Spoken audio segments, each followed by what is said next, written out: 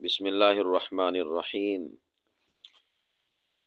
آج ہماری بائبل اور اسلام کورس کے حوالے سے غالباً چوتھی کلاس ہے۔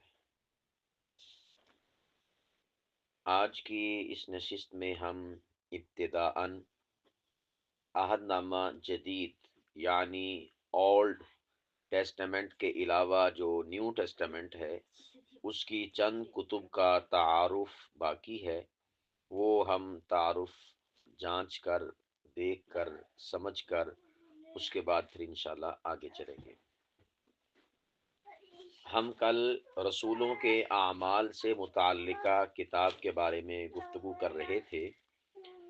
یہ جو رسولوں کے اعمال نامی کتاب بائبل کے اندر موجود ہے، اس سے مراد رسول نہیں ہیں جو کہ ہمارے اسلامی عقیدے کے مطابق اللہ کے رسول ہوتے ہیں، جیسا کہ رسول کریم صلی اللہ علیہ وسلم نے ارشاد فرمایا کہ 313 اللہ کے رسول ہیں۔ تو رسولوں کے اعمال نامی کتاب سے مراد ان رسولوں کا تذکرہ یا ان رسولوں کی باتیں یا ان رسولوں کی ہسٹری نہیں ہے۔ یہ کتاب کا پہلا پیج آپ کے سامنے آ چکا ہے گروپ میں، آپ احباب اسے ری ایکٹ کر دیں تاکہ اس کے اوپر تبصرہ کیا جائے۔ تو جی شاباش۔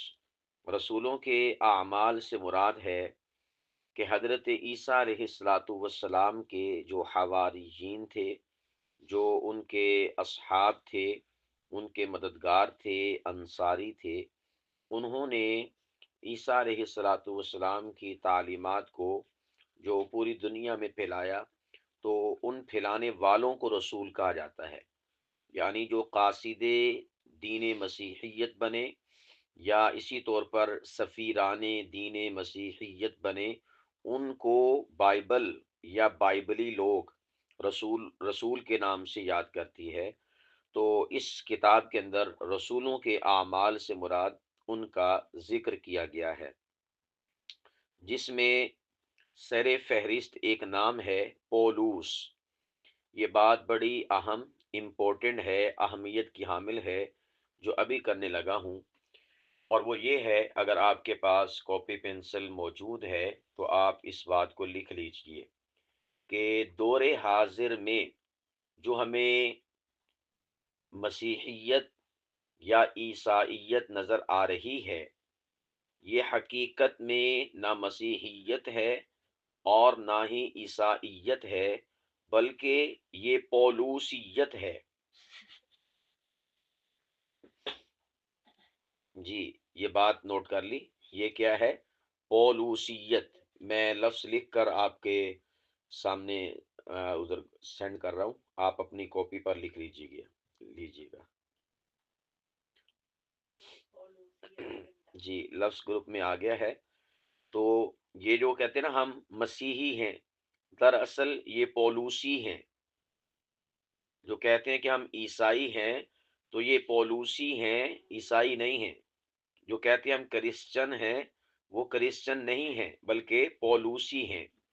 سیم اسی طرح جیسا کہ اسلام میں ایک شیعت اٹیچ ہے فرقہ، تو یہ دراصل اسلام کی ضد ہے، اسلام سے متصادم ہے، اسلام کے متقابل ہے، اور اسلام کے اپوزٹ ہے، اسلام کے مخالف ہے۔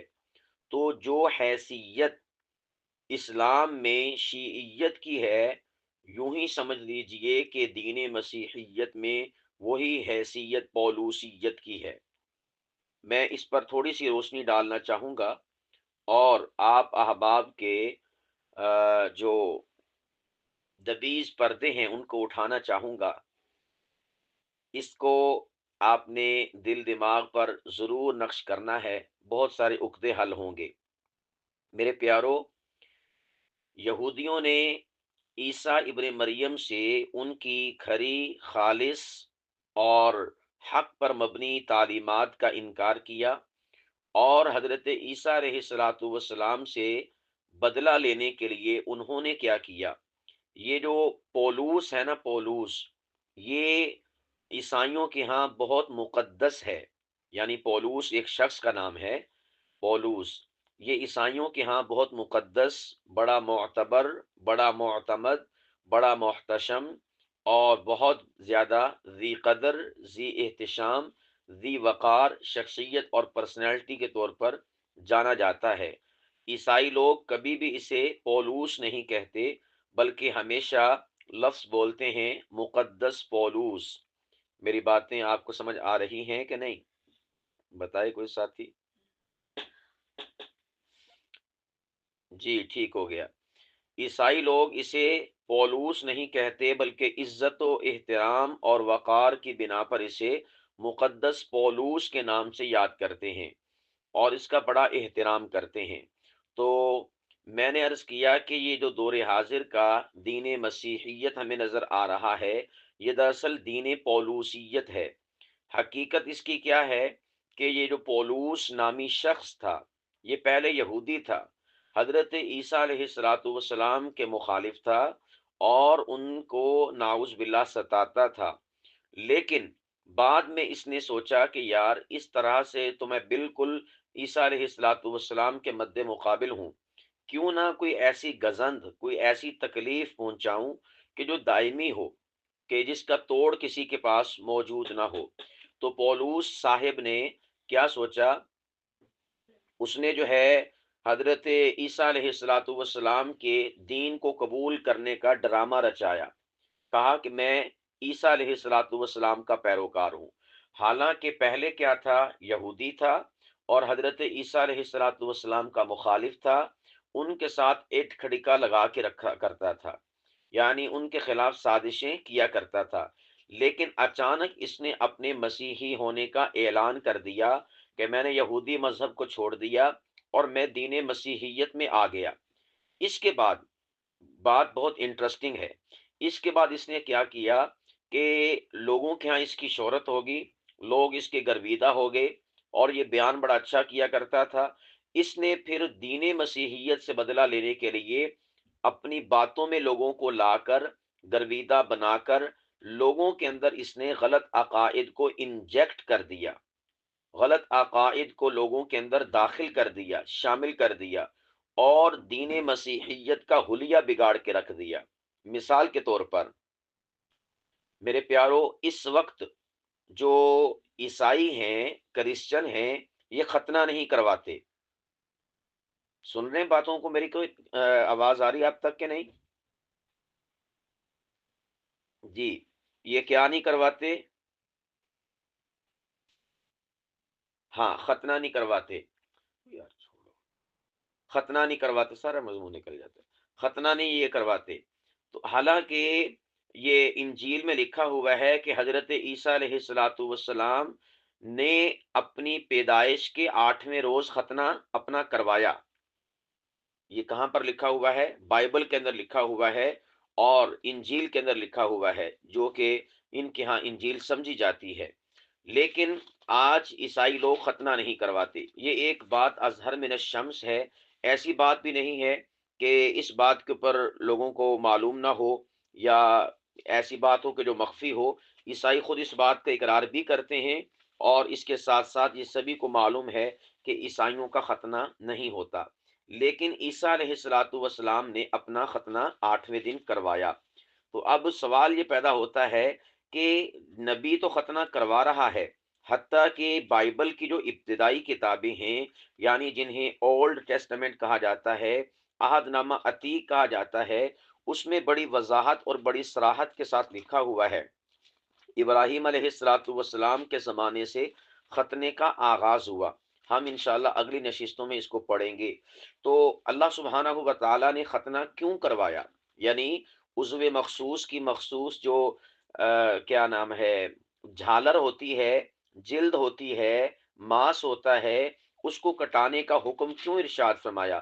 بائبل میں لکھا ہوا ہے، اللہ سبحانہ و تعالیٰ نے ابراہیم علیہ السلام سے فرمایا کہ میرا میرے بندوں کے ساتھ عہد اور وعدہ ہے، اور عہد اور وعدے پر وہی قائم رہے گا جو اپنی اس بڑی ہی ہوئی جلی کو، جھالر کو کٹوائے گا اور جس شخص نے یہ جھالر نہ کٹوائی تو گویا کہ اس نے میرے وعدے کو توڑ دیا۔ تو گویا اتنا سخت حکم ہے بائبل کے مطابق ختنہ کروانے کا کہ جو شخص اپنا ختنہ نہیں کرواتا گویا وہ خداوند قدوس کے عہد سے اپنے آپ کو بری الذمہ قرار دیتا ہے، خداوند قدوس کے عہد سے وہ نکل جاتا ہے۔ اسی بنا پر جمیع انبیاء علیہ الصلوۃ والسلام نے، حتیٰ کہ جتنے بنی اسرائیل کے انبیاء تھے، سب کے سب انبیاء علیہ الصلوۃ والسلام نے اپنے اپنے وقت میں ختنہ اپنا کروایا، اور اسی طور پر حضرت عیسیٰ علیہ الصلوۃ والسلام نے بھی اپنا ختنہ کروایا 8ویں دن۔ یہ بائبل کے اندر موجود ہے۔ لیکن اس وقت یہ میں آپ کو پکچر بھی سینڈ کر دیتا ہوں، آپ گروپ میں دیکھیے گا۔ لیکن لطف کی بات یہ ہے کہ عیسائی لوگ ختنہ نہیں کرواتے۔ جب ان سے پوچھا جاتا ہے کہ ختنہ کیوں نہیں کرواتے تو کہتے ہیں جی ختنہ منسوخ ہو چکا ہے۔ یہ سوری میں آپ کو یہ ہائی لائٹ نہیں کر سکا، میں دوبارہ سے پکچر سینڈ کرتا ہوں۔ جس کے پاس پکچر آ جائے تو وہ ری ایکٹ کرے، پہلے والی نہیں، وہ میں اس کا ہائی لائٹ نہیں کر سکا، یہ دوسری آئے گی آپ کے پاس۔ یہ اب جو دوسری آئی ہے پکچر آپ کے پاس، اس کو ری ایکٹ کریں، شاباش۔ یہ دیکھیں عنوان ہے، یہ انجیل لوقا ہے، مقدس لوقا، تو اس کا باب نمبر 2 ہے، اور اس کی نیچے عنوان لکھا ہوا ہے، اس کا فقرہ نمبر ہے 21۔ یہ بالکل سائڈ پر آپ دیکھ رہے ہوں گے، یسوع کا ختنہ۔ یہ یسوع حضرت عیسیٰ علیہ السلام کو کہتے ہیں۔ لکھا ہوا ہے، اور جب اس کے ختنہ کرانے کے لیے 8 دن پورے ہو گئے تو اس کا نام یسوع رکھا گیا، جو فرشتے نے اس کے رحم میں پڑھنے سے پہلے رکھا تھا۔ تو اب دیکھیں یہاں پر حضرت مسیح علیہ الصلوۃ والسلام کے ختنے کا ذکر ہے، تو ہم ان سے سوال یہ کرتے ہیں کہ بھئی نبی ختنہ کرواتا ہے، تم کیوں نہیں کرواتے؟ جو تمہارا نبی ہے وہ ختنہ کرواتا ہے، تم کیوں نہیں کرواتے؟ تو آگے سے یہ جواب دیتے ہیں کہ جی مقدس پولوس نے فرمایا ہے کہ ختنے کا جو شریعت تھی وہ ختم ہو چکی، اب ختنہ نہیں کروایا جائے گا۔ تو کس نے فرمایا ہے؟ مقدس پولوس نے۔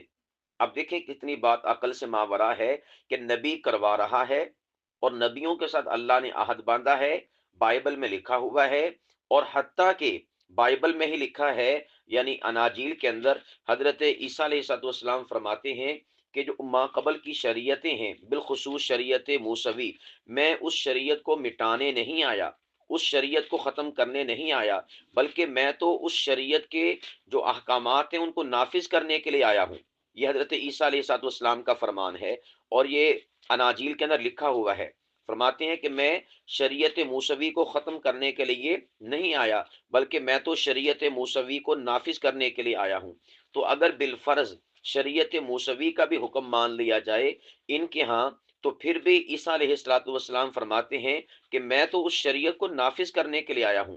حتیٰ کہ عیسیٰ علیہ السلام نے یہاں تک فرمایا کہ جب قیامت تک جو ہے یہ شریعت باقی رہے گی، اور اس کا ایک شوشہ بھی ختم نہیں ہوگا، اس کا ایک شوشہ بھی اپنے اصل حکم سے وہ ہٹے گا نہیں۔ میں اس کی پکچر بھی آپ کے سامنے سینڈ کر دیتا ہوں۔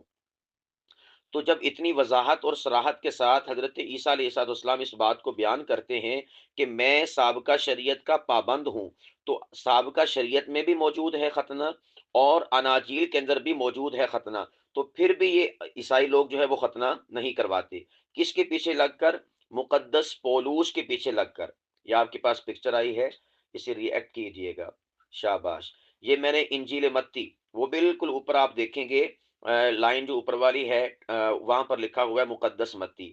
یہ میں نے آپ کو پیج سینڈ کیا ہے انجیل متی کا، مقدس متی کا، اور یہ جو میں نے ہائی لائٹ کیا ہے باب نمبر 5 کی آیات ہیں، یعنی کہ فقرات نمبر 1، 17، 18 اور 19۔ اب آپ دیکھیں عیسیٰ علیہ السلام فرماتے ہیں یہ خیال مت کرو کہ میں تورات یا صحائف انبیاء کو منسوخ کرنے آیا ہوں۔ فرماتے یہ خیال مت کرو کہ میں ان کو منسوخ کرنے آیا ہوں، منسوخ کرنے کو نہیں بلکہ پورا کرنے کو آیا ہوں۔ ٹھیک ہے، یعنی اگر کوئی شخص یہ کہے عیسائی کہ عیسیٰ علیہ الصلوۃ والسلام کے آنے کی وجہ سے سابقہ شریعتیں منسوخ ہو گئیں، تو یہ سب سے بڑی دلیل انجیل متی، مقدس متی کے اندر موجود ہے، عیسیٰ علیہ الصلوۃ والسلام کا اپنا ذاتی فرمان کہ یہ خیال مت کرو، یہ بات مت سوچو، اس بات کو مت ذہن میں لے کر آؤ کہ میں تورات یا صحائف انبیاء کو منسوخ کرنے آیا ہوں۔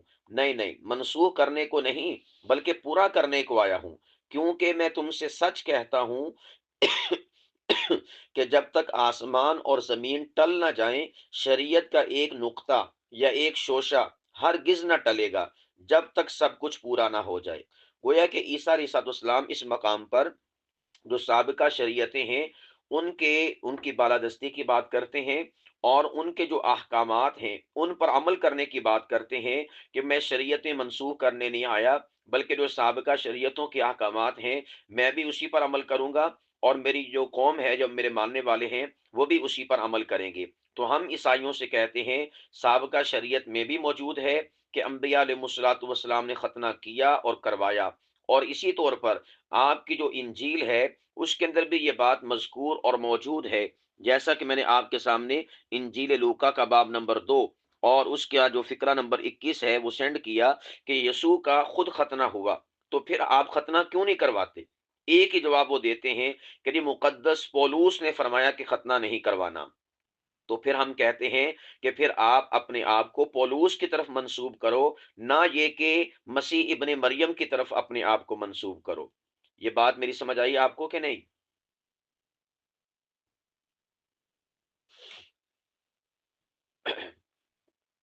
جی اچھا، اسی طرح یہ تو ایک چیز تھی میرے پیارو، جو پولوس تھا بندہ، جو ان کے ہاں بڑا مقدس ہے، معتبر ہے، معتمد ہے، محتشم ہے، قابل احترام ہے، قابل تکریم ہے، اس بندے نے پورا دین مسیحیت ہی بدل دیا، حتیٰ کہ نمبر 2، اللہ اکبر کبیرہ، بائبل میں لکھا ہوا ہے کہ مسیح علیہ الصلوۃ والسلام ہماری وجہ سے لعنتی بنے۔ یہ الفاظ ہیں بائبل کے اندر، یہ رسولوں کی اعمال نامی کتاب کے اندر موجود ہے، اور یہ سارا کا سارا جو کارستانی ہے یہ اسی پولوس کی ہے کہ اس نے نعوذ باللہ عیسیٰ علیہ الصلوۃ والسلام کو لعنتی بھی ٹھہرایا، اور امت کو بتایا کہ وہ ہماری وجہ سے نعوذ باللہ لعنتی بنے، یعنی کہ وہ صلیب پر چڑھائے گئے، اور کہا کہ یہ ہمارے جو گناہ تھے، یعنی بنی آدم کے جو گناہ تھے ان کے کفارے کے طور پر اللہ سبحانہ ہوا تعالیٰ نے، یعنی خدا بند قدوس نے اپنا بیٹا عیسیٰ علیہ الصلوۃ والسلام بھیجا تاکہ اس کی قربانی کو میں لوں اور اس کی وجہ سے انسانوں کے تمام گناہوں کو معاف کر دوں۔ تو اس بنا پر اس نے عقیدہ کفارہ بھی رائج کیا دین مسیحیت کے اندر۔ کون سا عقیدہ؟ عقیدہ کفارہ۔ ان عقائد پر ہم بعد میں بھی انشاءاللہ بحث کریں گے، یہ چونکہ لگے ہاتھوں میرے ذہن میں بات آ گئی تو میں نے آپ کے سامنے کچھ چیدہ چیدہ باتیں ذکر کر دی ہیں کہ پولوس جو ہے اس دین کو بدلنے والا ہے۔ تو اسی طرح عقیدہ کفارہ بھی اس نے رائج کر دیا کہ ہمارے گناہ بخشے بخشائے ہیں، ہمیں کسی شے کی ضرورت نہیں ہے کہ ہم شریعت پر عمل کریں، بلکہ شریعت پر عمل کرنا یہ اب ہمارے لیے لازم اور اہمیت کا حامل نہیں ہے۔ اسی طور پر عیسیٰ علیہ الصلوۃ والسلام کی جو پھانسی کا معاملہ ہے وہ بھی پولوس کی کارستانی ہے کہ الیاذ باللہ اس نے کہا اور امت کو اپنی کو یہ عقیدہ دیا کہ عیسیٰ علیہ الصلوۃ والسلام وہ پھانسی کے پھندے پر چڑھے تھے اور ان کو پھانسی ہوئی تھی، وہ قتل ہوئے تھے، اس کے بعد وہ قبر میں گئے اور 3 دن کے بعد دوبارہ سے وہ زندہ ہو گئے۔ تو اس موقع پر وہ عید مناتے ہیں، عید قیامت المسیح، یعنی مسیح علیہ الصلوۃ والسلام کے قیام کی عید۔ تو یہ اس طرح سے اس نے پولوس نے عقائد کو بدل دیا۔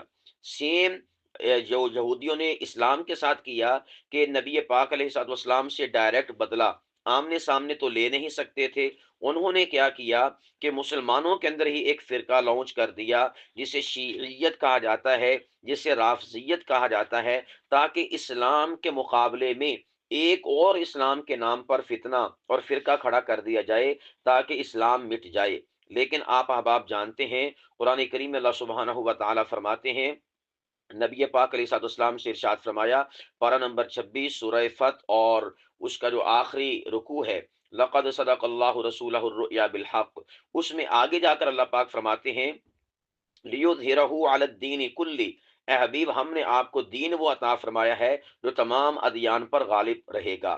اسی طور پر رسول اکرم علیہ الصلوۃ والسلام کی چونکہ شریعت عالمی شریعت ہے، عالمگیر شریعت ہے، ہمہ جہت شریعت ہے، اور تا صبح قیامت باقی رہنی ہے، اس بنا پر شیعیت اور رافضیت اس قدر توانا نہ ہو سکی اور مسلمانوں میں جڑیں اپنی نہ پکڑ سکی، کیونکہ دین اسلام نے ہو بہو اسی طریقے سے تا صبح قیامت باقی رہنا ہے۔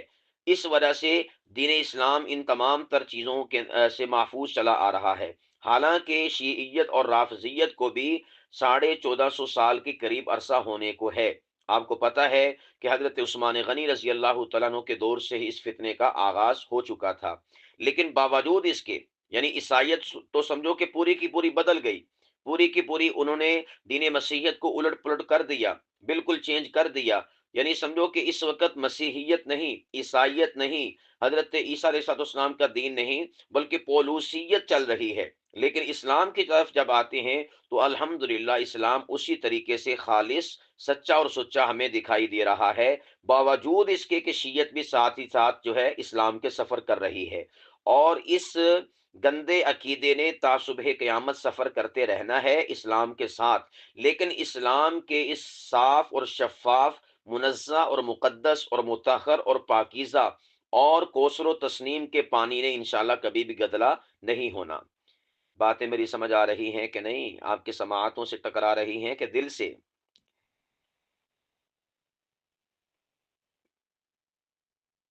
بارک اللہ، بارک اللہ۔ تو یہ ایک سمجھو کہ تاریخ کے دو رخ بھی آپ کے سامنے آ گئے، دین مسیحیت کے حوالے سے بھی اور دین اسلام کے حوالے سے بھی، لیکن دونوں کے اندر شگاف ڈالنے والے جو سازشیں کرنے والے ہیں وہ یہودی تھے۔ تو یہ جو پولوس ہے، اس نے اس کی یہ کارستانیاں ہیں، اور اسی کے اعمال کا ذکر اس کتاب کے اندر موجود ہے جو میں نے آپ کو صفحہ سینڈ کیا تھا، رسولوں کے اعمال۔ اچھا، اس کے بعد ایک اور پیج میں آپ کے سامنے سینڈ کرتا ہوں، یہ بھی بائبل کا ہے، اس میں لکھا ہوا ہے رسولوں کے خطوط، یعنی اس سے مراد جو دیگر ان کے رسول تھے، یعنی بھیجے ہوئے حضرت عیسیٰ علیہ السلام کا پیغام لے جانے والے، ان کے جو خطوط ہیں انہوں نے مختلف لوگوں کو لکھے، وہ بھی اس بائبل کا حصہ ہیں۔ یہ ری ایکٹ کرنے میں کوئی بھی بخل اور کنجوسی نہ کیا کرے، سبھی کیا کریں اپنے بابرکت اور خوبصورت ہاتھوں سے، تو اس سے بیدار مغزی کا اور حاضر باشی کا اور توجہ کا ایک امیج واضح ہوتا ہے، اس کی پکچر جو ہے نمایاں ہوتی ہے۔ تو رسولوں کے خطوط یہاں سے سٹارٹ ہو رہے ہیں، ان میں سے ایک خط ہے، یہ اس کی پکچر بھی آ رہی ہے آپ کے سامنے، رومیوں کے نام خط، یہ بھی بائبل کا حصہ ہے۔ یعنی یوں سمجھ لیں کہ اس کو بھی وہ دین سمجھتے ہیں، حالانکہ یہ ایک عام بندوں کے خطوط ہیں، ٹھیک ہے، یہ رومیوں کے نام خط ہے۔ اسی طور پر آگے جا کر اور بھی کافی سارے خطوط آئیں گے۔ یہ ایک اور خط آپ کے سامنے آ رہا ہے، یہ خط نمبر 2 ہے۔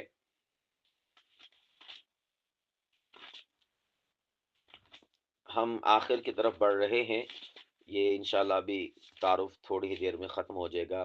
اسی طور پر یہ غلاطیوں کے نام خط ہے، وہ بھی آپ کے سامنے آ رہا ہے۔ اچھا، ایک دفعہ مجھے بتائیں، میں ایک اہم چیز آپ کو شیئر کرنے لگا ہوں، آپ کی توجہ میری طرف ہے کہ نہیں؟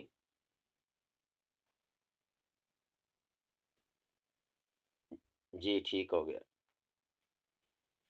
جی، یہ جو میں نے لفظ بولا تھا العیاذ باللہ، کہ مسیحیوں کی بائبل میں عیسیٰ علیہ السلام کو لعنتی لکھا ہوا ہے، کہ عیسیٰ علیہ السلام نعوذ باللہ نعوذ باللہ نعوذ باللہ نقل کفر کفر نباشد لعنتی ہیں۔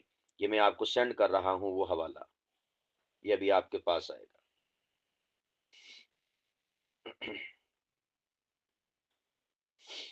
جی، جس کے پاس، جی شاباش، ری ایکٹ کر دے سارے کے سارے۔ اب میں پڑھ کر سناتا ہوں آپ کو، یہ غلاطیوں کا خط ہے، باب نمبر اس کا 3 ہے، اور اس کی فقرہ نمبر ہے 13۔ لکھا ہے، مسیح نے ہمارے بدلے میں ملعون ہو کر، لفظ دیکھ رہے ہیں نا، نعوذ باللہ نعوذ باللہ، اللہ اکبر کبیرہ، عیسیٰ ابن مریم تو وہ ہیں جن کے بارے میں ہمارا قرآن کہتا ہے وجیہن فی الدنیا والآخرہ۔ ہاں، قرآن کہتا ہے وجیہن فی الدنیا والآخرہ، کہ عیسیٰ دنیا میں بھی صاحب وجاہت ہیں اور آخرت میں بھی صاحب وجاہت ہیں۔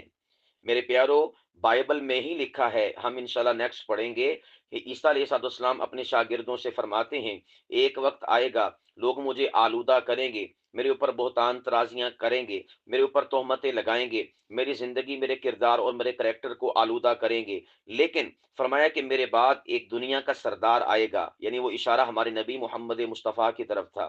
فرمایا کہ وہ دنیا میں آ کر میری صفائی پیش کرے گا، وہ محمد مصطفیٰ دنیا میں آ کر میری صفائی پیش کرے گا۔ ہم عیسائیوں سے کہتے ہیں جب ان سے مناظرے ہوتے ہیں، ارے بھائی تم تو بائبل سے عیسیٰ علیہ الصلوۃ والسلام کو رحمت والا نہیں ثابت کر سکتے، بائبل سے تو تم عیسیٰ علیہ الصلوۃ والسلام کو صاحب عزت شخص نہیں ثابت کر سکتے، حتیٰ کہ ایسی ایسی پکچرز عیسیٰ علیہ الصلوۃ والسلام کی بائبل کے اندر انہوں نے پیش کی ہیں کہ ایک عامی انسان بھی اپنے کانوں کو ہاتھ لگا دے گا۔ میں نے کہا عیسائیت کو متنفر کرنے کے لیے ہمیں باہر سے کوئی حوالہ دینے کی ضرورت نہیں، ہم بائبل سے ہی ایسے ایسے حوالے پیش کریں گے مسیحیوں اور عیسائیوں کے سامنے کہ انشاءاللہ عامی عیسائی اپنے کانوں کو ہاتھ لگائیں گے کہ یہ ہمارے پادری، اپالوجسٹ اور پوپ ہمیں نہ جانے کون سی بائبل پڑھاتے ہیں یا کون سا دین پڑھاتے ہیں، ایسا دین یا ایسی بائبل کہ جس میں مسیح علیہ الصلوۃ والسلام کو نعوذ باللہ لعنتی کہا گیا۔ یہ لفظ آپ کے سامنے ہے نا، لکھا ہوا ہے کہ مسیح نے ہمارے بدلے میں یعنی ساڈے واسطے ملعون ہو کر، لعنتی ہو کر ہمیں شریعت کی لعنت سے چھڑایا۔ دیکھ رہے ہیں شریعت کو بھی کیا کہہ رہے ہیں؟ لعنت کہہ رہے ہیں، نعوذ باللہ۔ شریعت کس کی ہے؟ اللہ سبحانہ و تعالیٰ کی۔ یہ شریعت کا معنی کیا ہوتا ہے؟ شریعت کا معنی ہوتا ہے قوانین، قوانین زندگی، زندگی گزارنے کے اصول، ضابطے، پرنسپلز اور معاملات زندگی کے جو قواعد ہیں انہیں کہا جاتا ہے شریعت۔ یعنی انہوں نے اس ایک فکرے کے اندر، بائبل نے ایک فکرے کے اندر حضرت مسیح علیہ الصلوۃ والسلام کو بھی لعنتی کہا اور شریعت کو بھی لعنتی کہا، نعوذ باللہ من ذالک۔ سمجھ آ گئی بات کی آپ کو کہ نہیں؟ ہاں جی، اور قرآن، جی، گویا ہم عیسائیوں کے سامنے، مسیحیوں کے سامنے یہ بات بھی رکھ سکتے ہیں، ارے تمہاری جو بائبل ہے وہ مسیح علیہ الصلوۃ والسلام کو لعنتی کہتی ہے، مگر آؤ ہمارے قرآن کی طرف۔ پارہ نمبر 3 ہے، سورہ آل عمران ہے، سورہ نمبر 3 ہے، آیت نمبر 45 ہے۔ پروردگار فرماتے ہیں وجیہن فی الدنیا والآخرہ، کہ عیسیٰ علیہ الصلوۃ والسلام دنیا میں بھی صاحب عزت ہیں، آخرت میں بھی صاحب عزت ہیں۔ یعنی گویا کہ قرآن کہتا ہے الیاذ باللہ، بدبختو، مسیح علیہ الصلوۃ والسلام لعنتی نہیں بلکہ وہ تو صاحب عزت ہیں۔ عیسیٰ علیہ الصلوۃ والسلام کو لعنتی کہنے والے خود لعنتی ہیں، مسیح علیہ الصلوۃ والسلام ان کے اس بدنما لفظوں کی جو حماقت ہے اور خباثت ہے اور رجس ہے اور جو نجس ہے، اس سے عیسیٰ علیہ الصلوۃ والسلام کی ذات بابرکت بالکل پاک اور صاف ہے۔ تو یہ راہ چلتے ہوئے حوالہ میرے سامنے آ گیا تو میں نے آپ کے ساتھ شیئر کر دیا، ورنہ یہ ہماری جو اگلی نشستیں ہیں اس میں پراپر اسباق کا حصہ ہے۔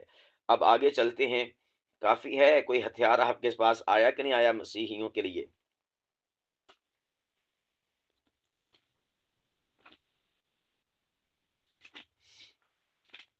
جی جی، اچھا،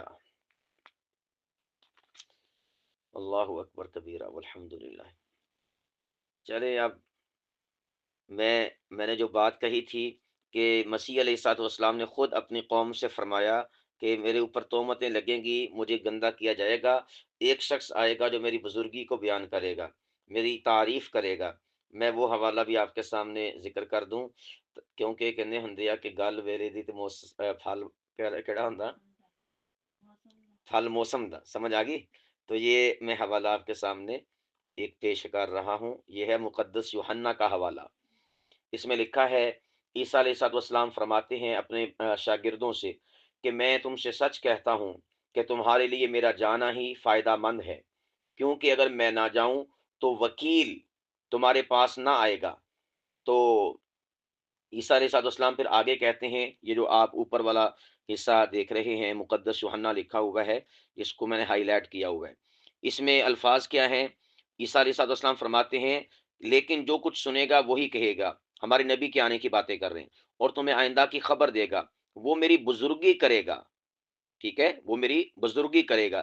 یہ ہیں وہ الفاظ جو قرآن پاک نے کہا وجیہن فی الدنیا والآخرہ، اس لیے کہ وہ مجھ سے پا کر تمہیں خبر دے گا، جو کچھ باپ کا ہے وہ سب میرا ہے، اس لیے میں نے کہا وہ مجھ سے پا کر تمہیں خبر دے گا۔ گویا اس آیت مبارکہ میں عیسیٰ علیہ الصلوۃ والسلام نے اپنی قوم سے کہا تھا کہ لوگ میرے اوپر تہمتیں لگائیں گے، لیکن ایک ذات ایسی آئے گی جو آ کر ان تہمتوں کو دھوئے گی، صاف کرے گی۔ تو ہمارے نبی علیہ الصلوۃ والسلام نے الحمدللہ یہ کام کیا اور لوگوں کے سامنے عیسیٰ کی پاکیزگی کو بیان کیا۔ ہمارا گویا کہ مسلمانوں کا، اسلام کا، قرآن کا اور صاحب قرآن محمد مصطفیٰ کا مسیحیوں پر احسان ہے کہ جو بائبل بک رہی تھی، غلط کہہ رہی تھی، قرآن اور صاحب قرآن نے آ کر اس کو دھو دیا کہ بائبل غلط کہتی ہے، صحیح وہ ہے جو اللہ کا قرآن اور محمد مصطفیٰ کا فرمان کہتا ہے۔ اچھا جی، اس کے بعد اور بھی خطوط ہیں، وہ بھی میں آپ کو دکھا دیتا ہوں۔ یہ بھی بائبل کا حصہ ہیں اور اس کو شریعت سمجھتے ہیں اور اس کے مطابق جو ہے وہ لوگ اپنے اعمال کو لے کر چلتے ہیں۔ یہ ہے افسیوں کے نام خط ہے، یہ بھی بائبل کا حصہ ہے۔ اس کے بعد ہیں جی السیوں کے نام ایک خط ہے، یہ بھی بائبل کا حصہ ہے، انہی 66 کتابوں میں سے ایک ہے۔ ایک ہے تسالو نیکیوں کے نام خط ہے، یہ بھی بائبل کا حصہ ہے، یہ بھی پکچر آپ کے سامنے آ گئی۔ اسی طور پر تیما تاؤس کے نام خطوط ہیں، کے نام خط ہے، یہ دو خطوط ہیں، ان میں سے ون بھی آپ کے سامنے اس کی پکچر آ گئی۔ اس کے بعد جو تیما تاؤس کے نام دوسرا خط ہے وہ بھی آپ کے سامنے آ رہا ہے۔ اسی طرح تیتوس کے نام خط ہے، وہ ایک ٹائٹس جو آرتھر ڈرامے میں آتا ہے نا، پتہ نہیں ٹائٹس کیسے کیا نام تھا اس کا، میں نے اتنا خاص اس میں غور نہیں کیا۔ اسی طرح فلیمون کے نام خط ہے، یہ بھی بائبل کا حصہ ہے، ٹائٹس، ہاں اس کا نام ہے ٹائٹس۔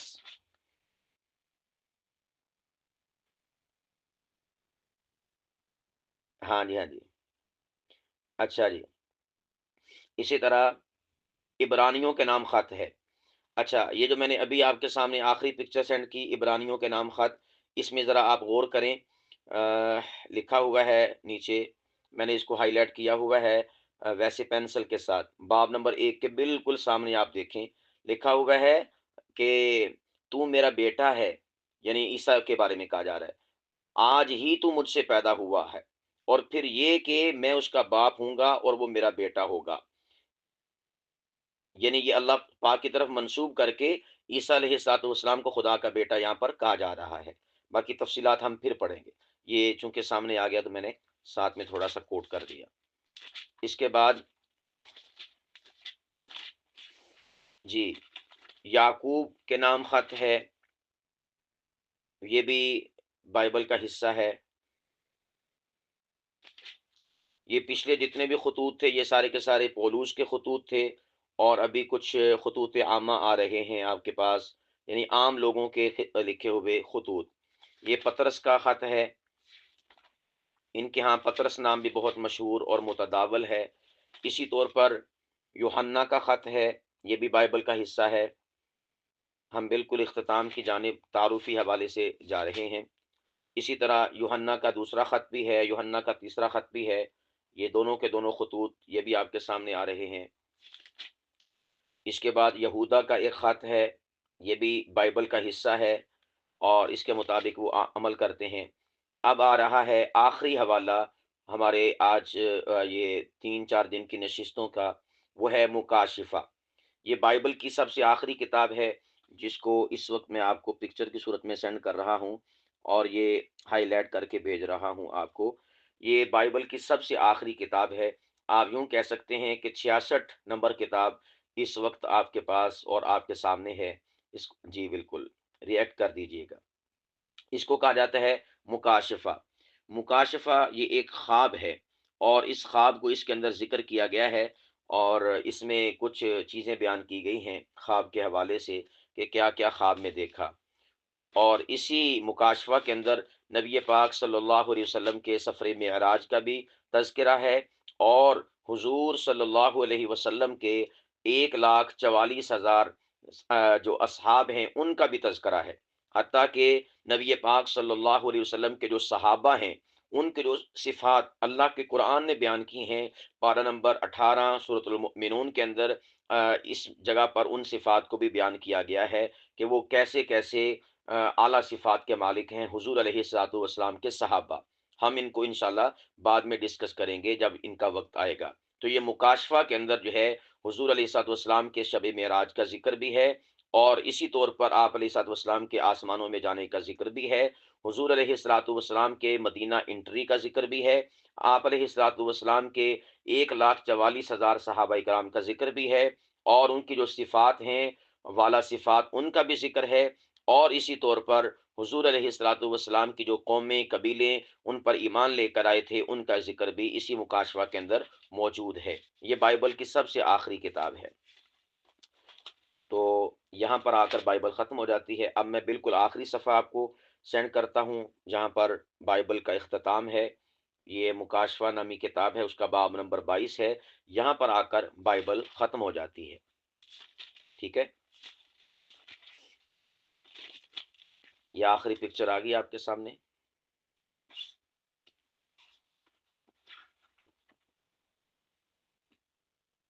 جی اچھا جی، یہ تو تعارف تھا بائبل میں موجود کتابوں کا۔ اس تعارفی حصے کے حوالے سے آپ میں سے کسی کا کوئی کویسچن، کوئی سوال ہو تو وہ کر سکتے ہیں، ورنہ پھر ہم آگے بڑھیں گے۔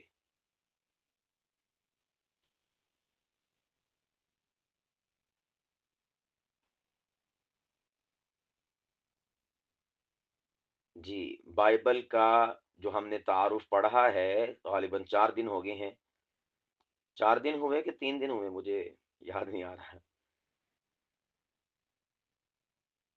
اچھا، اور تڑا پلا ہو 4 دن ہو گئے، صحیح ہے۔ تو اگر کوئی سوال ہے بائبل کے تعارف کے حوالے سے تو میں اس سوال کو ایڈریس کروں گا، نہیں تو پھر ہم آگے چلتے ہیں۔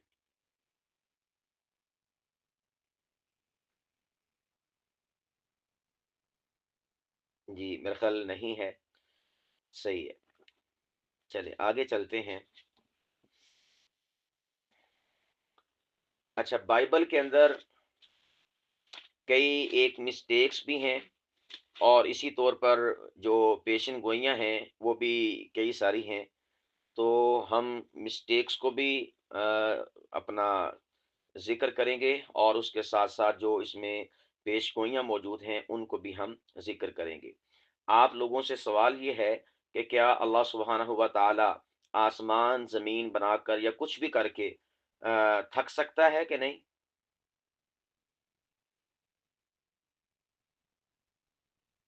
ہاں، وہ خدا ہی، جی وہ خدا ہی کیا کہ جو کوئی کام کر کے تھک جائے، لیکن بائبل شریف فرماتی ہے، یہ بہت شریف ہے، کہتی ہے کہ اللہ سبحانہ و تعالی نے آسمان زمین جب بنائی تو 7ویں دن آرام فرمایا، جدا آپ نہیں آرام فرماندے اتوار والے دن یا بعض جمعے والے دن، تو اللہ تعالیٰ نے 7ویں دن جو ہے آرام فرمایا۔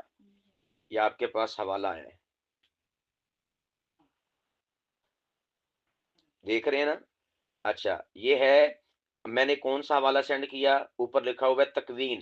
تکوین کون سی کتاب ہے مجھے بتائیں؟ اولڈ ٹیسٹامنٹ میں سے ہے یا نیو ٹیسٹامنٹ میں سے؟ عہد نامہ عتیق میں سے ہے یا عہد نامہ جدید میں سے؟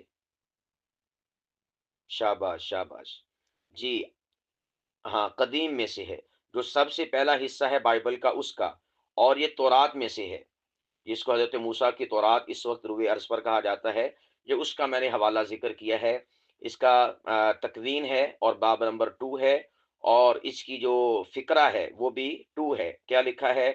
پس آسمان اور زمین اور ان کی کل آراستگی تمام ہوئی، اور خدا نے 7ویں دن اپنے کام سے جو کر چکا فارغ ہوا، اور اس نے 7ویں دن اپنے سب کام سے جو کر چکا آرام کیا۔ کیا کیا؟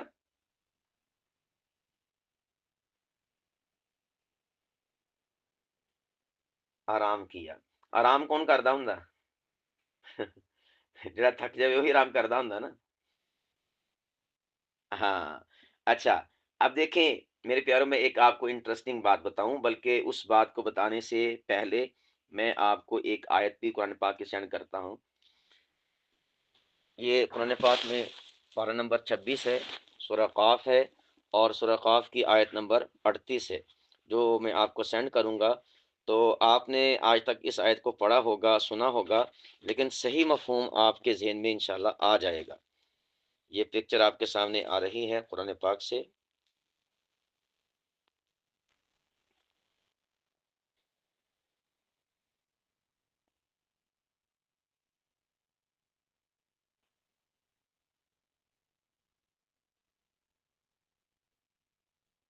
जी, जिसके पास कुरान पाक की इस सफ़े की पिक्चर आ जाए तो वो इसको रिएक्ट करे।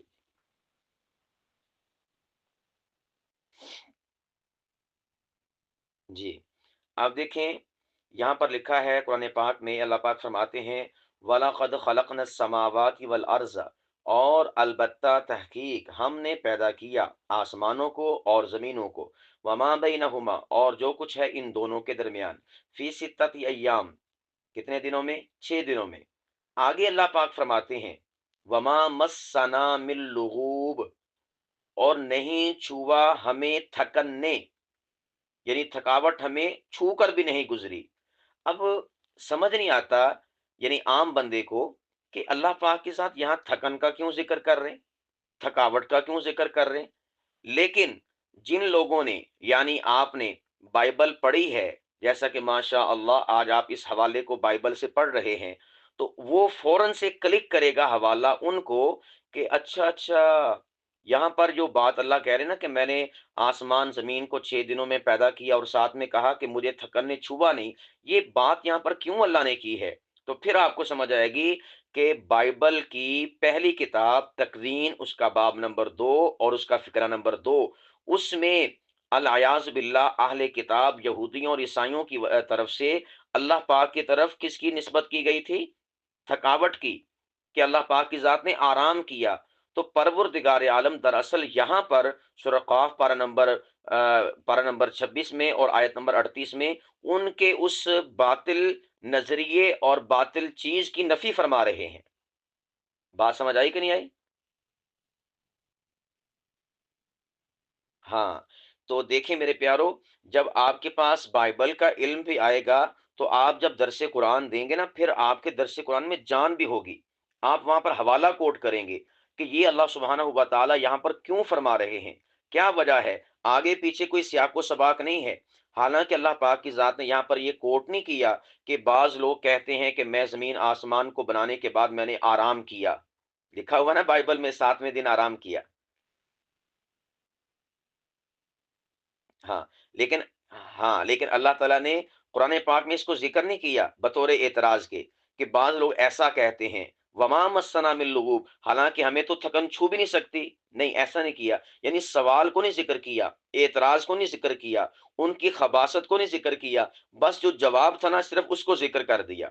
तो गोया हम जैसे उलमा पर छोड़ा कि अरे, अब तुमने तलाश करना है कि ये सवाल कहाँ पर मौजूद है, ये एतराज़ कहाँ पर मौजूद है, ये इश्काल कहाँ पर मौजूद है, ये खबासत अल्लाह पाक की जानिब जो उन्होंने मंसूब की है, ये कहाँ पर मौजूद और मज़कूर है। तो आप वहाँ से देखो और लोगों को बताओ कि ये लोग अल्लाह पाक की तरफ इस किस्म की निस्बतें करते हैं कि परवरदिगार आलम ने 6 दिन में ज़मीन आसमान को बनाया और 7वें दिन आराम किया, 7वें दिन आराम फरमाया। गोया कि इन्होंने अल्लाह की तरफ थकावट को, थकन को, थक जाने को मंसूब किया। तो कुरान करीम के इस मकाम पर अल्लाह पाक की ज़ात ने उनके उस बातिल नजरिए की तरदीद फरमा दी कि अरे, तुमने मुझे इंसानों की तरह समझ लिया, मुझे तुमने अपनी तरह समझ लिया, कि जो 6 दिन काम करें तो 7वें दिन वो आराम करते हैं क्योंकि थकावट हो जाती है, ना आराम करें तो वो मजीद आगे काम नहीं कर सकते। फरमाया कि तुमने अपने रब को अपना जैसा समझ लिया, कि मेरी तरफ तुमने थकावट की निस्बत कर दी, मेरी तरफ तुमने आराम की निस्बत कर दी। फरमाया कि नहीं, मैंने 6 दिनों में आसमान और जमीन और उसके दरमियान तमाम तर चीजों को पैदा फरमाया, लेकिन वमा मस्सना मिन लुगूब, हमें थकावट छू भी नहीं सकती। समझ आई कि नहीं आई?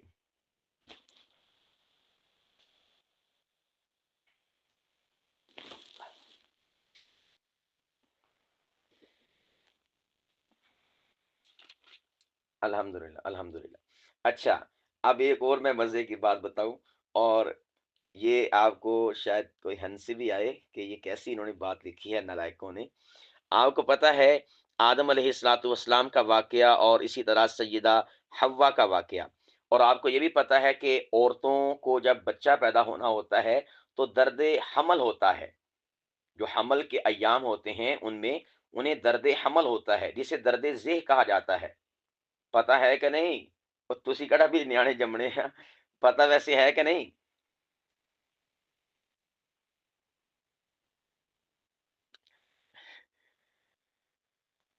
ہاں، بڑی تکلیف ہوتی ہے، بڑا دکھ ہوتا ہے، درد ہوتا ہے، بہت عجیب مرحلہ ہوتا ہے، اور ہر عورت کو اس مرحلے سے گزرنا ہوتا ہے۔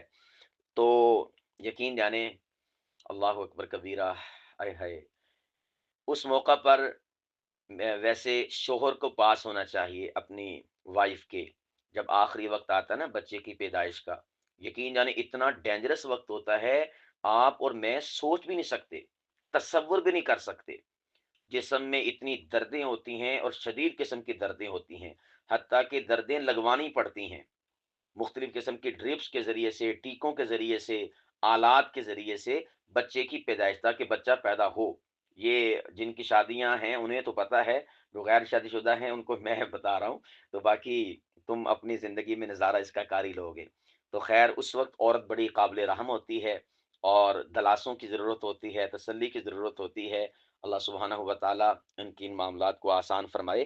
تو یہ بائبل کہتی ہے کہ عورت کو درد ذہ کیوں ہوتا ہے، درد حمل کیوں ہوتا ہے؟ کہتی ہے کہ چونکہ حوا نے حضرت آدم علیہ السلام سے سرکشی کی کہ انہیں ورغلایا اس شجر ممنوعہ کو کھانے کے حوالے سے، جس کو اللہ پاک کی ذات نے منع فرمایا تھا نا کہ اے آدم جنت میں رہ، اور اس شجر کے پاس آپ نے نہیں آنا، لیکن اس عورت نے یعنی حوا نے آدم علیہ السلام کو اس بات پر مجبور کیا کہ آپ وہ پھل کھاؤ، تو آدم نے کھا لیا، اس بنا پر وہ جنت سے نکلے۔ تو بائبل کہتی ہے، یہ جو میں نے آپ کے سامنے حوالہ پیش کیا، آپ نے غالباً ری ایکٹ کر لیا ہوگا، ہاں۔ اب دیکھیں کیا لکھا ہوا ہے، لکھا ہے پھر اس نے عورت سے کہا، آپ اس حوالے پر فوکس کریں، اس کو دیکھیں۔ پھر اس ہاں پھر اس نے عورت سے کہا، میں تیرے درد حمل کو بہت بڑھاؤں گا، تو درد ہی کے ساتھ اولاد جنے گی، تو اپنے شوہر کے اختیار میں رہے گی، تجھ پر وہ حکومت کرے گا۔ گویا بائبل کہتی ہے کہ یہ جو درد حمل ہوتا ہے، درد ذہ ہوتا ہے، اولاد کی پیدائش کے وقت درد ہوتا ہے، یہ درد اس وجہ سے ہوتا ہے کہ سیدہ حوا نے آدم علیہ السلام کو اس شجر ممنوعہ کو کھانے کی طرف راغب کیا تھا، اس کی سزا کے طور پر ایسا ہوتا ہے۔ اب میں آپ سے سوال کرتا ہوں، قرآن کریم میں اللہ پاک فرماتے ہیں وَأَلَّيْسَ لِلْإِنسَانِ إِلَّا مَا سَعَى، انسان کے لیے وہی کچھ ہے کہ جس کی وہ سعی کرے، جس کی وہ کوشش کرے۔ یعنی اگر انسان نے جرم کیا یا اس نے اچھا کیا تو اس کو اس کا بدلہ ملے گا، نہ یہ کہ پوری کی پوری نسل انسانیت میں اس کو ٹرانسفر کر دیا جائے۔ تو یہ گویا کہ بائبل نسل انسانیت کو پراگندہ کر رہی ہے کہ اس غلطی کے اندر شامل اور داخل تو حوا تھی، لیکن سزا اس کی تمام عورتوں کو بھگتنی پڑے گی۔ یہ میری بات سمجھ رہے کہ نہیں سمجھ رہے؟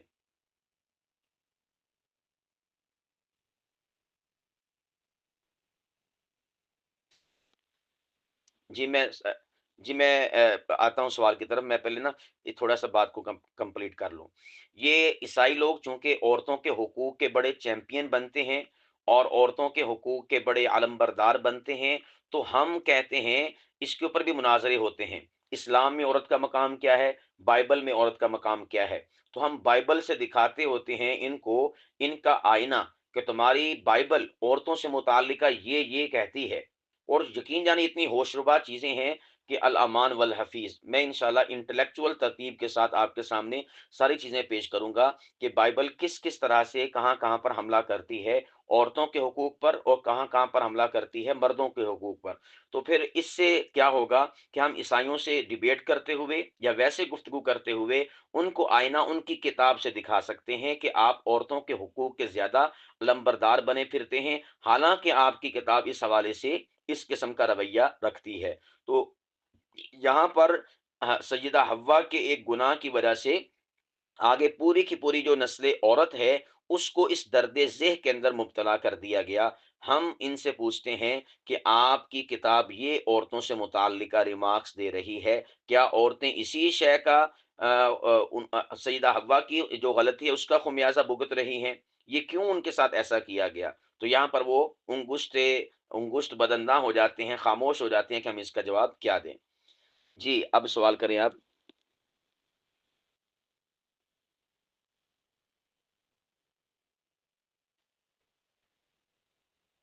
ہوں۔ جی جی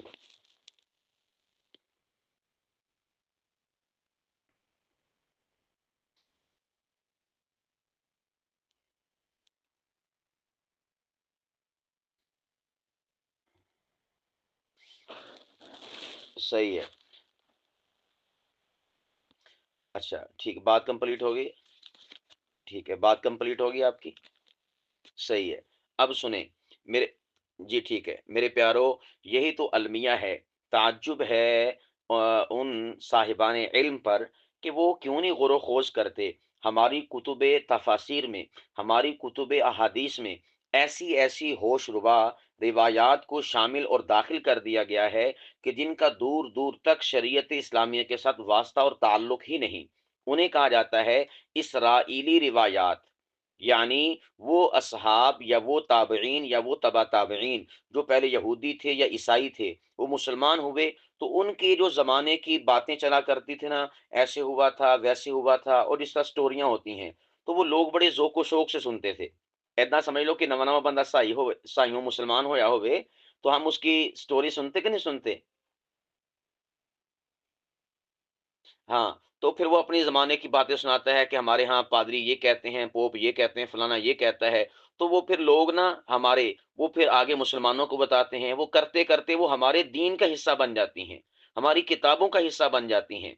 اسی لیے تو میں کہتا ہوں کہ میرے پیارو خطبہ کرام، آپ محقق بنو، تحقیقی بنو۔ لگی لپٹی ہوئی جو باتیں ہیں، سن سنا کے ادھر سے سن لی ادھر سے سن لی، خطبات سے دیکھ لی، یہ ہم اس قسم کے خطیب نہیں تیار کرتے۔ ہم کہتے ہیں فقہ خطیب ہونے چاہیے، مستند ہونے چاہیے، استنادی حیثیت سے وہ بالکل کما حق ہو اپنا حق ادا کرنے والے ہونے چاہیے۔ ان کی باتوں میں کسی قسم کا سقم نہیں ہونا چاہیے، کسی قسم کا عیب نہیں ہونا چاہیے، کسی قسم کی کمی نہیں ہونی چاہیے، کسی قسم کی کجی نہیں ہونی چاہیے، کسی قسم کی ویکنس اور کمزوری کا شکار ان کا مواد نہیں ہونا چاہیے۔ بالکل ثقافت کے ساتھ اور استناد کے ساتھ مواد پیش کرنا چاہیے، حوالے اور ریفرنس کے ساتھ مواد پیش کرنا چاہیے۔ اس لیے کہ قرآن کریم میں اللہ پاک فرماتے ہیں ایمان والا وہ ہے کہ جو زندہ رہتا ہے دلیل کے ساتھ، وہ مرتا ہے تو دلیل کے ساتھ مرتا ہے۔ قرآن پاک میں اللہ پاک فرماتے ہیں پارہ نمبر 15 میں سورۃ الاسراء کے اندر، بنی اسرائیل کے اندر فرمایا ان السمع والبصر والفؤاد، کہ بے شک سمع یعنی انسان کی سماعت اور بصارت اور انسان کا دل، فرمایا کہ یہ ہم نے آپ کو عطا کیے۔ آگے اللہ پاک فرماتے ہیں کہ ان میں سے ہر ایک سے سوال کیا جائے گا، یعنی مسلمان جو ہے وہ بنا دلیل اور بنا تحقیق کے کوئی بات نہیں کرتا۔ لیکن یہ ساری کی ساری باتیں جو ہے نا کہ وہ ایسے ہوا تھا ویسے ہوا تھا، یہ احادیث میں سے نہیں ہیں۔ اگر آپ وہاں پر حوالہ دیکھیں گے نا، آپ کو حدیث پاک کا حوالہ نہیں ملے گا، یعنی نبی پاک علیہ الصلوۃ والسلام کا فرمان نہیں ملے گا، وہ ملے گی کوئی روایت ہوگی اسرائیلی روایت۔ تو اس حوالے سے میں آپ کو ایک کتاب بھی، اس کی پکچر بھی سینڈ کر دیتا ہوں۔ تو یہ کتاب ہر ایک عالم کے پاس ہونی چاہیے، ہر ایک خطیب کے پاس ہونی چاہیے۔ اس وقت میرے ہاتھوں میں موجود ہے اور آپ تک وہ تصویر آ رہی ہے۔ اس کتاب کے اندر بڑی ماشاءاللہ یہ ہمارے بہت ہی پیارے ہیں مولانا نظام الدین، انہوں نے تحقیق کر کے تمام تر اسرائیلی روایات کی چھان پھٹک کر کے اس کتاب کے اندر ان کے اوپر حکم لگا دیے ہیں، بتا دیا ہے کہ کون کون سی اسرائیلی روایت جو ہے وہ قابل اعتبار نہیں ہے۔ جس کے پاس، جی شاباش، ری ایکٹ کیجئے گا۔ ہاں، تو جس کے پاس یہ والی کتاب ہوگی نا، تفسیروں میں اسرائیلی روایات، تو وہ اس قسم کی روایات سے، باتوں سے اپنے آپ کو بچا لے گا، محفوظ کر لے گا۔ ورنہ آپ نے لوگوں سے یہ بھی سنا ہوگا کہ نعوذ باللہ حضرت ایوب علیہ الصلوۃ والسلام کو کیڑے پڑ گئے تھے۔ یہ سنا کہ نہیں سنا؟ جب بیماری آئی ان کے اوپر۔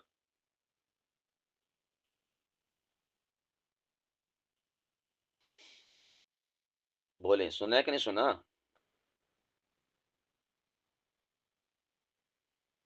لگتا نہیں سنا۔ اچھا، غالباً آپ نے نہیں سنا ہوگا۔ ہم تو چونکہ اچھا بھی سنتے ہیں، برا بھی سنتے ہیں، تو اس لیے ہمیں پتا ہوتا ہے کہ، جی ہاں، یہ تبلیغ والے بھی اکثر سنا رہے ہوتے ہیں نا، یہ جی تفسیروں میں بھی لکھا ہوا ہے اور تبلیغیوں میں بھی لکھا ہوا ہے، یہ بالکل فضول بات ہے۔ اور یہ نبوت، جی دوبارہ سے بتائیے گا، آواز کٹ گئی تھی۔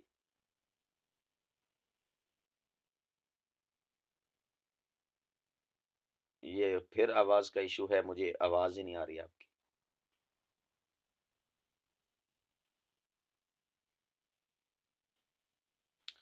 اللہ اکبر، یہ بھی کل والا پھر مسئلہ ہو گیا، آخر میں جا کے آواز، جی اب آ رہی ہے آواز۔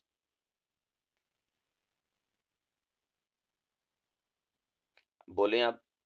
ہاں، جی جی،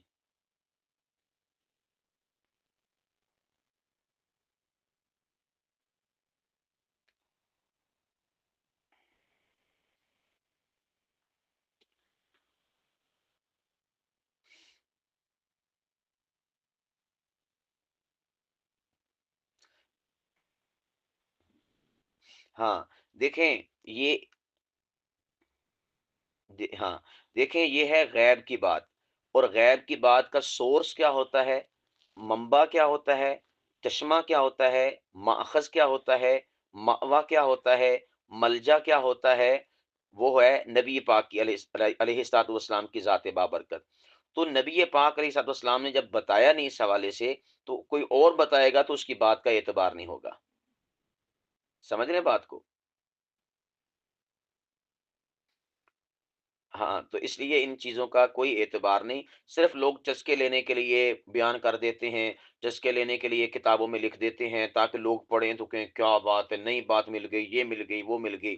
یقین جانے کہ اگر میں یہ چیزیں بیان کرنا شروع کروں نا تو آپ حیران، پریشان، شستر ہو جائیں گے، واہ واہ کیا بات ہے، کتنا علم ہے، لیکن وہ ساری کی ساری چیزیں فضول ہیں، بے حوالہ ہیں، بغیر کسی ریفرنس کے ہیں، بغیر کسی دلیل کے ہیں، نہ ان کی ثقافت ہے، نہ ان کا استناد ہے، نہ ان کی صحت ہے، کچھ بھی نہیں ہے۔ تو اس لیے ہم ایسی باتوں کو، ہاتھ تو بڑے دور کی بات ہے، ہم نگاہ بھی نہیں اٹھا کر دیکھتے۔ ہم کہتے ہیں کہ ثقہ اور صحیح دین جو ہے لوگوں کے سامنے پیش کرنا چاہیے۔ اب میں ایک اور کتاب، اب آخری ہے ہمارا کلاس کا ٹائم، تو صرف برکت کے لیے آپ کے سامنے ذکر کر دیتا ہوں کہ کون کون سی شخصیات، یعنی کن کے ذریعے سے یہ اسرائیلی روایات جو ہے وہ ہم تک پہنچی ہیں۔ تو اس کتاب میں ان جو ہے اصحاب اور تابعین کا نا ذکر کیا گیا ہے، یعنی اس میں یعنی یہ نہیں ذکر کیا گیا کہ ان کے ذریعے سے یہ اسرائیلی روایات پہنچی ہیں، انہوں نے اس میں وہ صحابہ اور وہ تابعین کہ جو اہل کتاب تھے، یعنی یہودی تھے، عیسائی تھے، بعد میں وہ مسلمان ہو گئے، ماشاءاللہ سے اس پوری کتاب میں ان کو جمع کیا ہے۔ تو پھر اگر آپ کہیں پر روایت پڑھتے ہیں، اس کتاب کو آپ دیکھ کر تعین کر سکتے ہیں کہ کون کون سی روایت کس کس نے روایت کی ہوگی، تو اس حساب سے ہم اس سے اپنا بچاؤ کر سکتے ہیں۔ اللہ اکبر، چلیں ابھی ہماری کلاس کا اختتام ہو گیا ہے، کسی بھی قسم کا آپ سوال کرنا چاہیں تو کر سکتے ہیں، اس کے بعد پھر وائنڈ اپ کرتے ہیں اور کل انشاءاللہ ملاقات کریں گے۔ جی کوئی سوال ہو کسی بھی قسم کا کر سکتے ہیں۔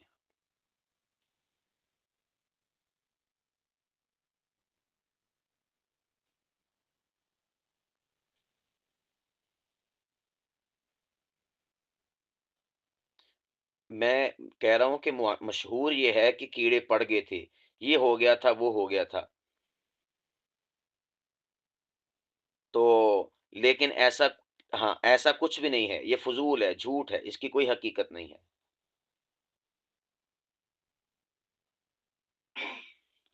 ٹھیک ہے،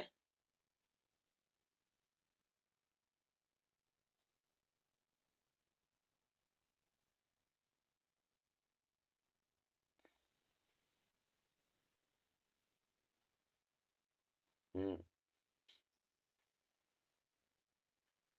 ہوں ا- اچھا اچھا اچھا، یہ تھوڑا سا یہیں پر رکیے گا، تھوڑا سا یہیں پر رکیے گا.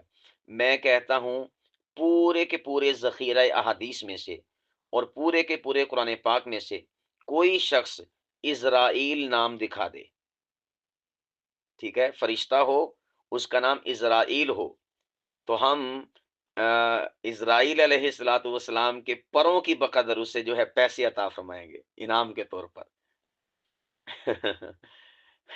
اور بھائی اسرائیل علیہ الصلوۃ والسلام جو ہم کہتے ہیں نا، اسرائیل فرشتہ ہے موت کا، اسرائیل آیا اس نے روح قبض کر لی، اسرائیل اسرائیل اسرائیل کہیں پر بھی احادیث مبارکہ میں مذکور نہیں ہے. قرآن پاک میں بھی ملک الموت کا لفظ ہے اور حدیث پاک میں بھی ملک الموت کا لفظ ہے. کہیں پر بھی نبی پاک نے یا اللہ پاک نے موت کے فرشتے کے لیے اسرائیل کا لفظ نہیں استعمال کیا کہ اس کا نام اسرائیل ہے. یہ لوگوں نے اپنی طرف سے نام رکھا ہوگا اسرائیل. سمجھ آ گئی؟ ہاں، پاویں تسی شکاکیل رکھ دو، تسی پاویں اٹاکیل رکھ دو، جو دل چاہے او رکھ دو، جداں لوکاں نے رکھیا ہویا وا. اسرائیل کوئی نام نوم نہیں ہے.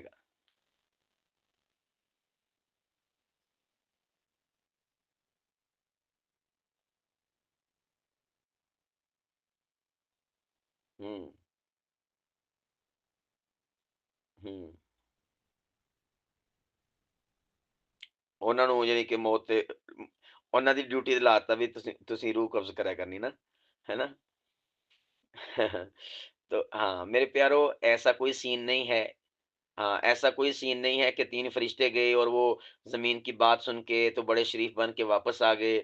بڑا ترس انہوں نے آ گیا تے اے بڑے ذرا جبرون قسم دے سگے تے انہاں دی اللہ نے ڈیوٹی لا چھڈی. ادا دا کوئی واقعہ نہیں ہے گا. ہاں یہ ہے، رسول کریم علیہ الصلوۃ والسلام نے فرمایا، صحیح مسلم کی حدیث پاک ہے کہ اللہ سبحانہ و تعالیٰ نے جب آدم علیہ الصلوۃ والسلام کو پیدا فرمانا چاہا تو روئے ارض کے تمام جو جگہیں ہیں اور جو حصے ہیں اور ایریاز ہیں وہاں کی مختلف مٹیاں اٹھائیں. یعنی فیصل آباد سے مٹی اٹھائی، حافظ آباد، جلال پور، سلطان ٹاؤن سے مٹی اٹھائی، اور پھر اسی طرح دیگر اور جگہوں سے مٹی اٹھا کر تمام مٹیوں کو جمع کر کے گوند کے حضرت آدم علیہ الصلوۃ والسلام کو پیدا فرمایا. تو حضور علیہ الصلوۃ والسلام فرماتے ہیں اسی وجہ سے تم مختلف المزاج لوگوں کو دیکھتے ہو اور اسی طرح مختلف اللون لوگوں کو دیکھتے ہو کہ رنگ بھی مختلف ہیں، مزاج بھی مختلف ہیں، طبیعتیں بھی مختلف ہیں، سرشت میں بھی فرق ہوتا ہے، فطرت میں بھی فرق ہوتا ہے. تو فرمایا کہ یہ اسی مٹی کی وجہ سے ہے جو مختلف جگہوں سے ان کی مٹیاں اٹھائی گئی تھیں ایک آدم کو بنانے کے لیے. یہ حدیث پاک تو ہے، لیکن وہ جو ما قبل میں آپ نے ذکر کیا ہے ایسی کوئی بھی بات نہیں ہے. یہ گپ ہے، گپ. سمجھ آ گئی؟ چلیں اللہ تعالیٰ.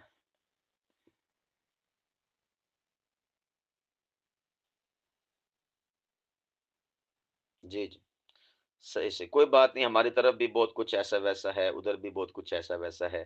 مل کے ہم صفائی کریں گے انشاءاللہ. جو غلط ہے اس کو چھوڑیں گے، اپنا ہو یا کسی کا. جو صحیح ہے اس کو لیں گے، اپنا ہو یا کسی کا. چلیں ٹھیک ہے جی، کل انشاءاللہ ملاقات ہوگی. اللہ حافظ.